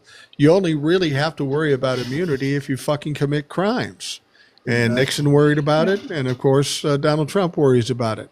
And the people who stand with him need to worry about it, too, because they don't have any immunity. There was a guy in here, I've been watching his comments, and they're kind of aggravating because he's saying that they're doing this to starve us, so we're just going to capitulate. And also, Yeah. he said when they send, he's going to bring American troops overseas to conquer, to put down rebellion. Let me make this clear, dude. I think your name was Calvin. You had Canadian flags on your side of your name. One, Americans do not capitulate. Literally, we were born for not capitulation. This country was born in rebellion. And if you starve us, you don't get it. The Russian Revolution and the French Revolution started that way.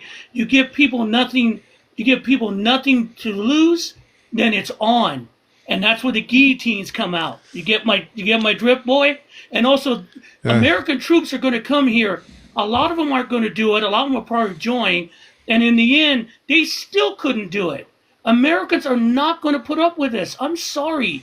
We are not going to put up with it. We're not built like that. We're not built like Russians. We're not built like North Koreans. We do not give up. Sorry, that's the way it works, Calvin. He got blocked. He got blocked. Yeah, no doubt. We do get our share of Trump-la-fucks. I got to tell you, though, I was talking about this earlier. I did a YouTube live yesterday. Literally, I was the only one that wasn't a Trump-la-fuck in that goddamn thing. Mike, I told you. All over the place. I told you. I know. I told you I'd help you. Well, yeah, I know, but it was just at the last minute. I thought, fuck, I can handle this. No, I couldn't. YouTube is I a couldn't. nightmare. It's a freaking nightmare. It was kind of cathartic, though, because all I did is rip people for the whole 20 minutes. And again, it felt good at the time, but I felt dirty afterwards. Yeah. That's my kind of live. What do you mean? Yeah, I know. We're bringing in Coach Mox. Coach Mox is pretty much he's the antithesis of Will. He's low key, soft spoken. What's on your mind, Yeah, Coach? he says the same things I do. So go ahead, Yeah. Coach. Well, I had a little, I saw the Truth Network post that Trump put up today.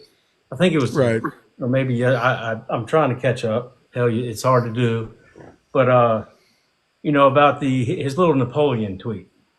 Mm-hmm. Right. And I think we got to look at it in one or two ways. I'm looking at it like this, though.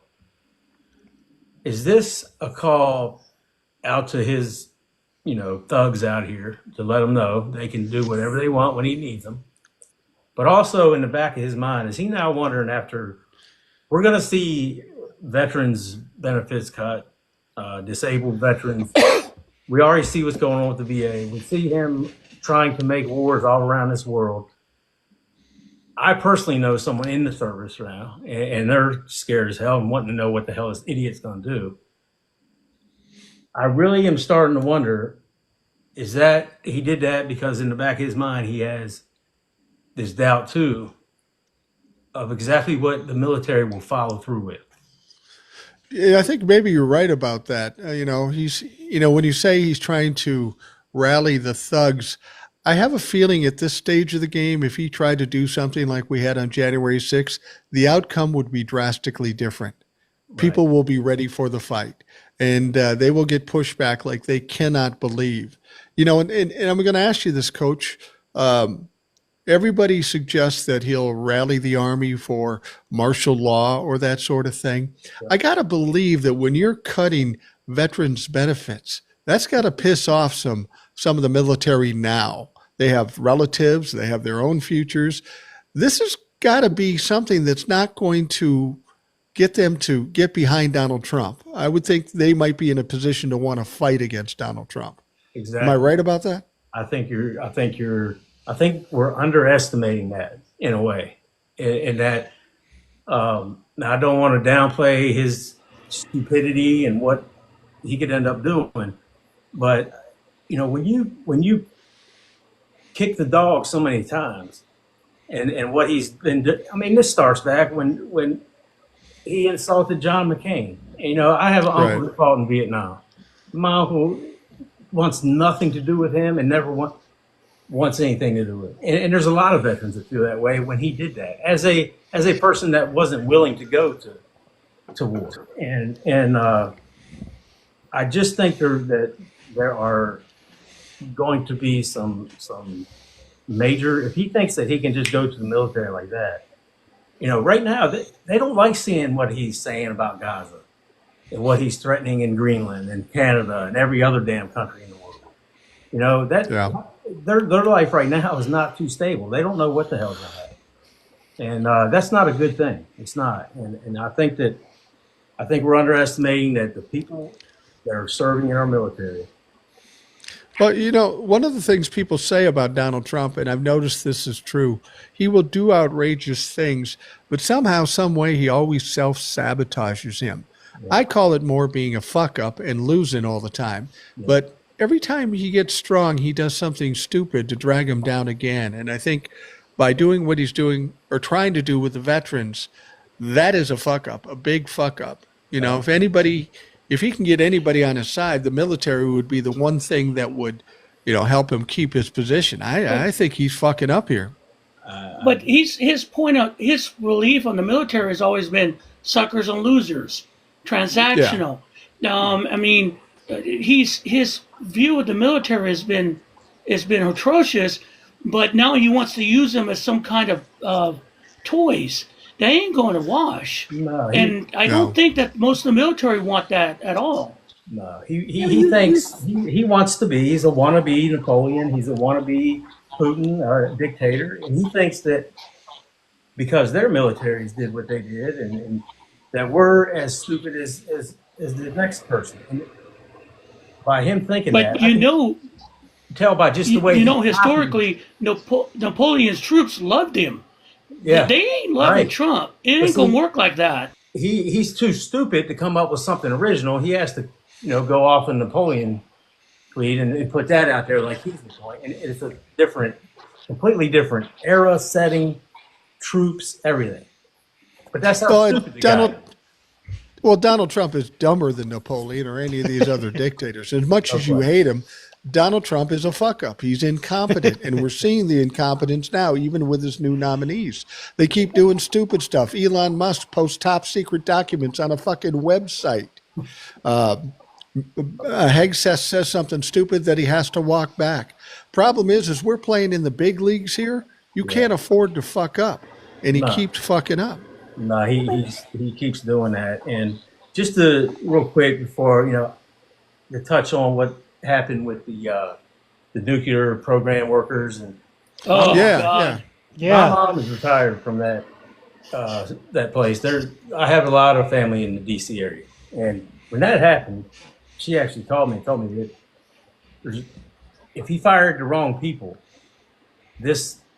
something is going on that we just completely don't, because there's no way that there's people in there that you cannot just let go. Eliminate.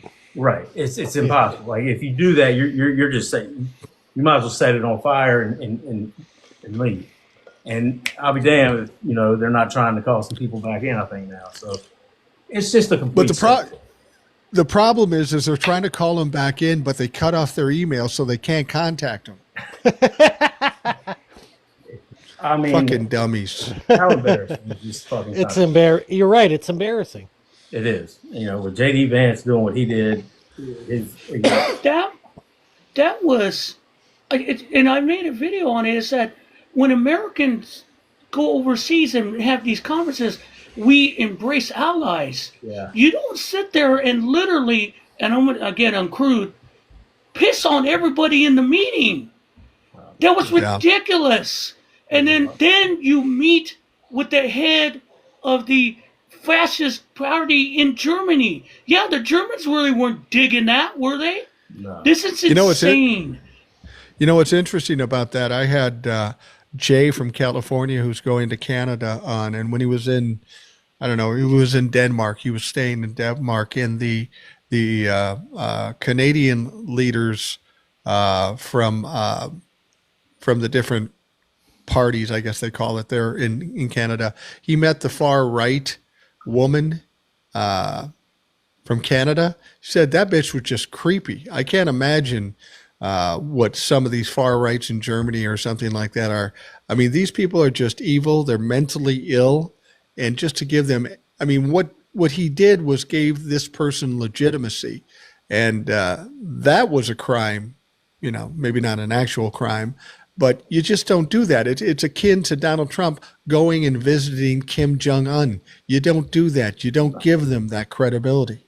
I mean, he praised that guy and talked about how, Kim Jong Un didn't like Obama. Like, so what? How is that even anything against Obama? I mean, what are we talking about? I mean, it's a disgrace. But it's ignorance. They don't know, the Budapest Agreement and everything that happened with Ukraine. People just don't look at facts. They just go off of what this MAGA movement is telling them, and it's Fox News. It's we all know. It's kind of like saying MAGA fucks don't like me. Okay, I'm cool with that. Yeah, there you go. Yep. Coach, thank you for joining us. I appreciate it. We're getting down toward the end, so I want to get plenty of people on. It's always good to hear from you, Coach. End, sir. All right. See, there you go. You did a good job there. You didn't ask him a question while I was hanging up on him. I would like to point out. Go ahead, Mike. I'm just saying these production meetings are paying off. They are paying off. But I would like to point out that Eric is not wearing pants. So just so you guys know. We assume that. We assume that. I am wearing pants though. Because Eric has a little red face. Come on, Eric. The truth shall set you free. Yeah, well, let's see if we can get somebody else up here to talk a bit. Lori, we already had on. Let's see here. Oh, I know. Here's one guy that has been on before, I think. Yeah. 75 Hello. Corvette. Are you there? He's a good guy. I've been up before.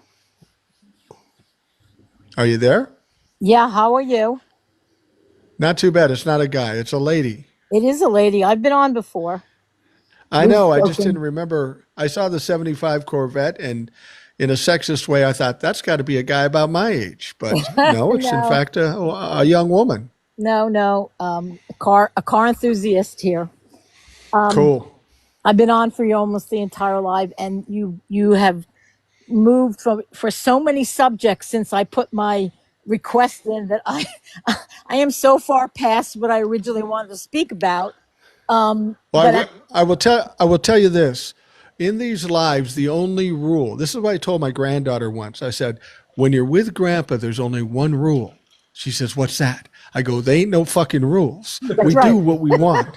No, I understand, but it's hard for me to remember where I originally wanted to come in. But the last issue that sort of struck me, which would be a new point I wanted to make, was when they were discussing the Budapest memorandum, briefly mentioning it, and that the failure of our Congress, the news media, to have brought that issue up back 2 years ago when this all was brewing and starting, has really been so negligent because it's part of our history. And referring to the idea that it was only contrived in 1994, it's not that old, so it's not old history. We absolutely asked Ukraine, along with the United Kingdom and Russia. The three of us were the signatories that said, we will protect you against each other in the case of aggressive acts if you agree not to have nuclear armaments. And they reluctantly agreed to not develop nuclear armaments or to keep the ones they had started with, as well as several other small countries. And Belarus was one of them. Not that I'm defending Belarus. But the idea was that we completely reneged on that. And the United Kingdom has sat quiet as well. And on the 12th of February, the United Kingdom held a parliamentary session, and they basically said, we are now afraid. We are now officially afraid of what Donald Trump is capable of. He is causing disruption around the entire world, not just in the Ukraine, not just in Gaza, not just in this country domestically, but he is now threatening all of Europe as well. The Germans, someone made reference to the brain drain. That happened in Germany after World War II, when we, the United States, gave asylum to all the scientists and all the engineers and all the inventors and all the people that were able to get out of Germany. Some went into Austria, and then they left Austria, and some went to Poland, and then they left Poland, and then the United States even took in war criminals. Operation Paperclip. Yep. Yeah. So we have a long history of pushing ourselves to the edge as well. Jumping into World War II in the end, looking like a hero when we knew about it all along. And I'm not going to use bad language, and I would like to. Do it. And these motherfuckers, okay, waited There you go. until the very end to go in like the heroes, not to say anything about our military, because they actually were the heroes. They don't know anything about what was being planned, but went in at the end to save people that were in the concentration camps when we all along knew what Mussolini and Stalin and Hitler were doing the entire time, and turned our head just like we're doing with Netanyahu in Israel and Gaza. Okay, so we are not innocent. So now what's happened is all that ignorance that this country has been living on, all that lack of education and historical knowledge is now coming back to bite us domestically, because now we have our own dictator, our own traitor, our own person undermining everything about the constitutionality of this country. We have SCOTUS that has been already destroyed because the Heritage Foundation has been on this trek for 40 years. 40. Not 5, not 20, 40 years. And Bernie Sanders was screaming about this 30 years ago. And now we are going to suffer the consequences of our unfortunate ignorance. And the people in the South, again, and I'm not trying to pick on the good people that are stuck in those red states, but the people in the South who have been benefiting that the greatest percentages to everything that are pooled tax dollars. Because when people want to argue about, oh, Social Security is our wages, absolutely right. That belongs to us. Medicare, that comes out of our wages. Medicaid is part of a welfare type program, but our tax dollars support that. All of our tax dollars is our money, not just Social Security, not just Medicare. Every single penny that runs this government is our money. It could not function if we did not pay taxes at some level or another, whether it's local, state, or federal taxes. Every penny that runs every government at every level is our money. People need to be reminded of that on a day-to-day basis. That money does not belong to Congress, to any senators, House of Representatives, no governor, no mayor, no president. It is our money, period. And the sooner people understand that the money that's being taken away from them is like going into your personal bank account and stealing money from you, because taxpayers that is a pool of money. We've all pooled our money and said, use it in the best way possible. That's like going to a family reunion and everybody pitches in $50 so you can have this big reunion. Everybody doesn't eat the cake. Everybody doesn't drink the alcohol. Everybody doesn't eat the main course, but everybody shares the expense, right? And then you get the thing that you need. Absolutely. Can I get an amen from the congregation, please? Yeah. Amen. Sure. Amen. Preach, sister. Preach. Yeah. Remind me never to do a podcast with 75 Corvette and Will at the same time. Well, actually, it was funny. The last time that I was on with you, you actually invited me to come on your podcast. Well, you're fine coming on alone.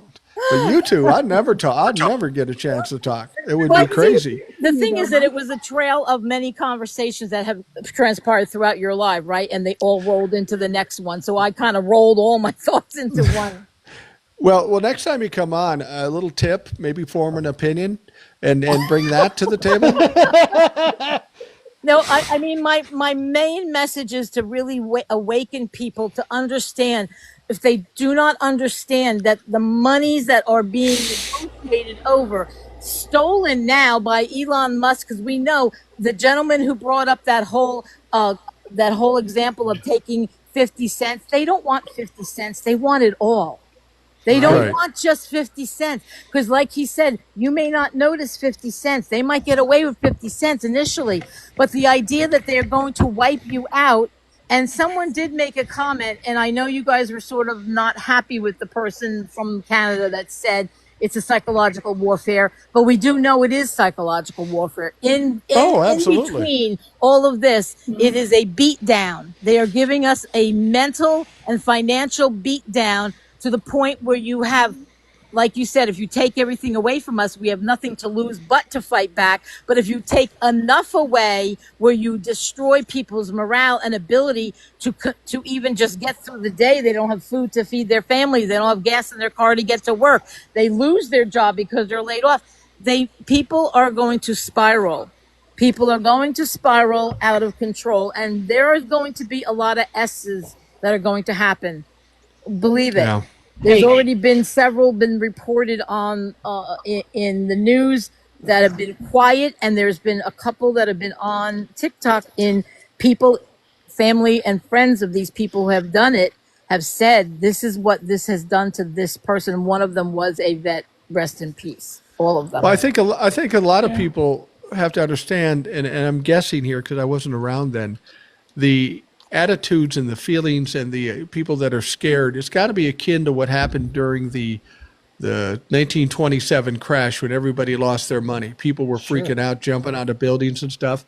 And I think people believe that they're losing all their money, so they do seem helpless. Yeah. And when you start to take away the one thing that provides people with the minimum amount of security, in other words, we don't live in a country that is allowing the basic needs to be met by our government at this time, right? Because we don't want to be a socialist government, even though we do it all the time in so many ways. The only thing people have is money to negotiate with, right? To barter with. That's your barter. Right. Instead of you bartering, my crops for your crops, you're bartering dollar bills for services.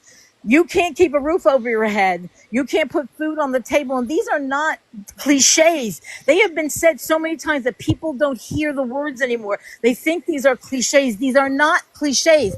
This is reality.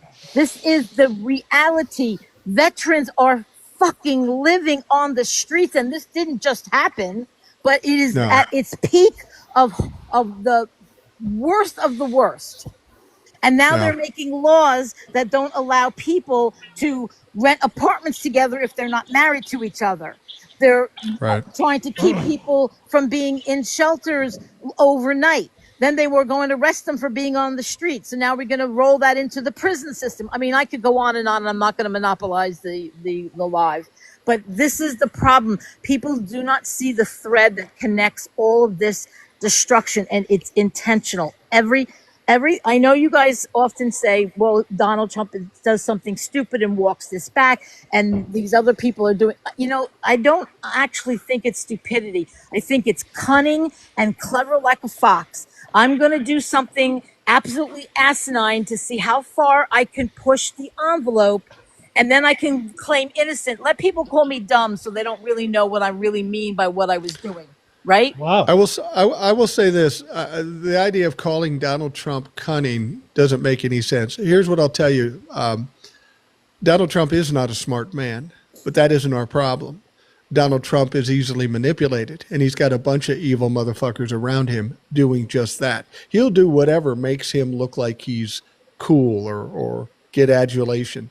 Donald Trump is not smart. There's nobody can convince me of that. All right. But the people around him controlling him are. Right, but I think that he's cunning enough to say that he will be the fall guy, right? He'll be the front man. He'll be the one that'll go out there and do it because he is Teflon Don, right? Nothing sticks to him. So he's going out there and taking all the risk for the people behind the scenes who are really the evil ones. Absolutely agree with that. 100%.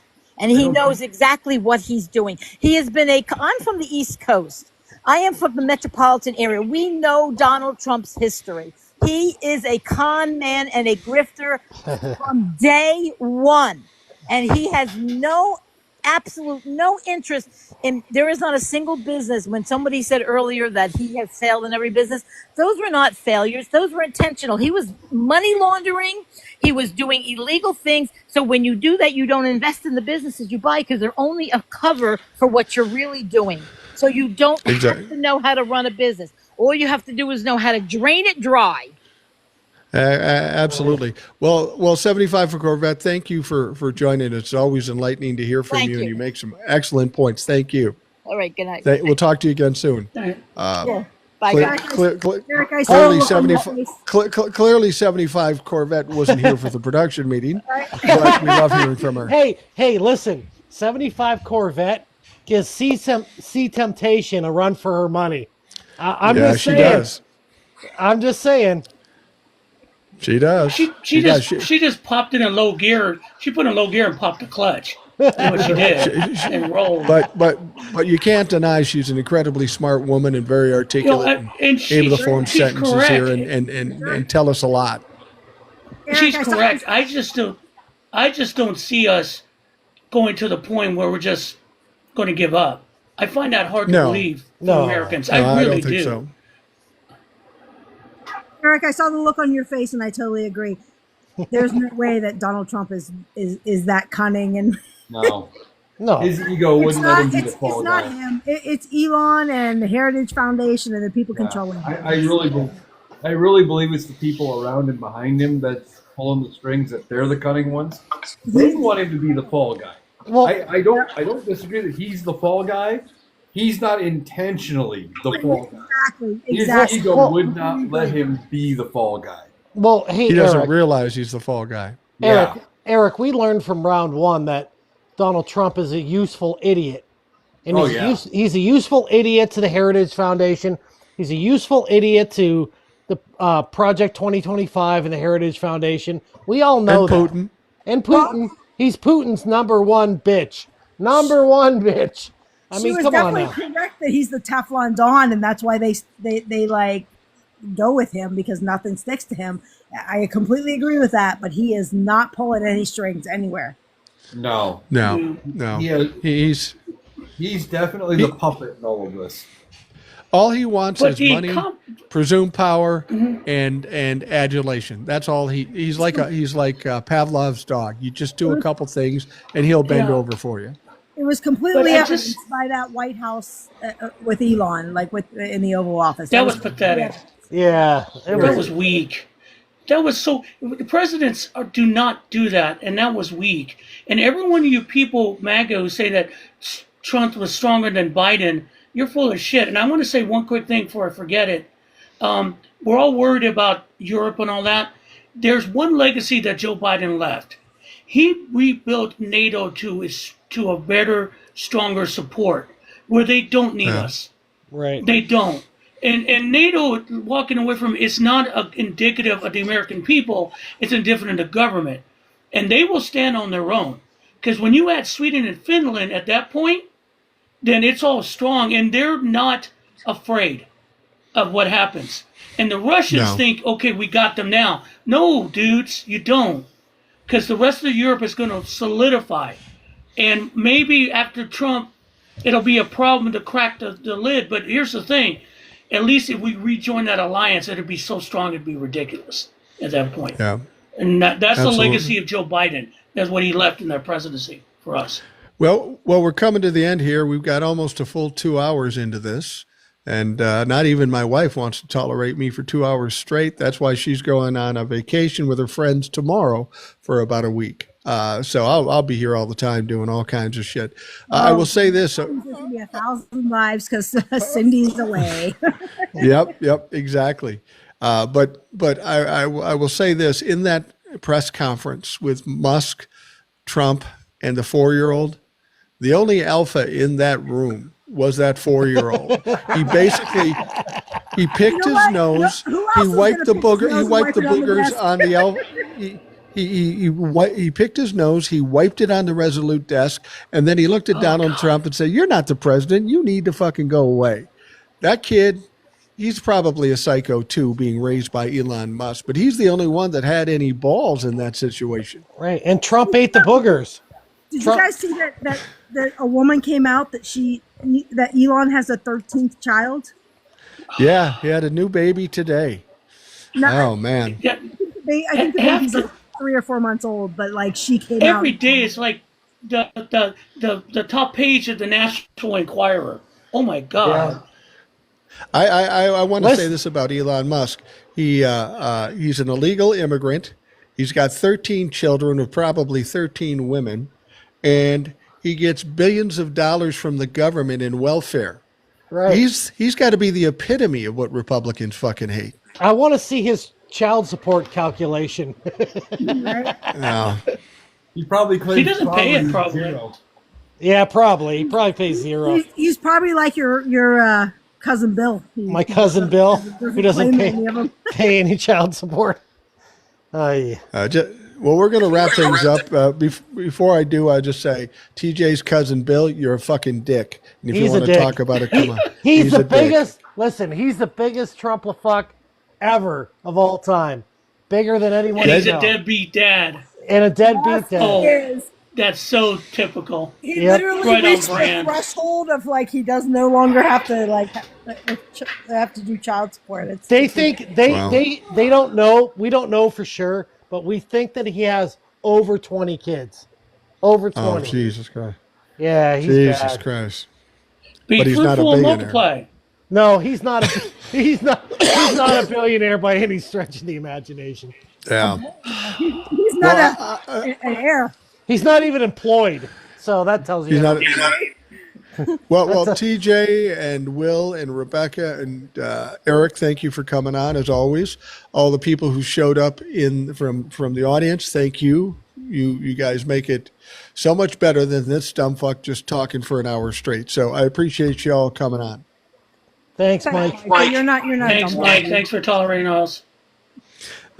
Now, for those of you listening, I just want to thank you for doing that, taking the time out of your day to do that. I hope you have a great day, and we will talk to you again tomorrow.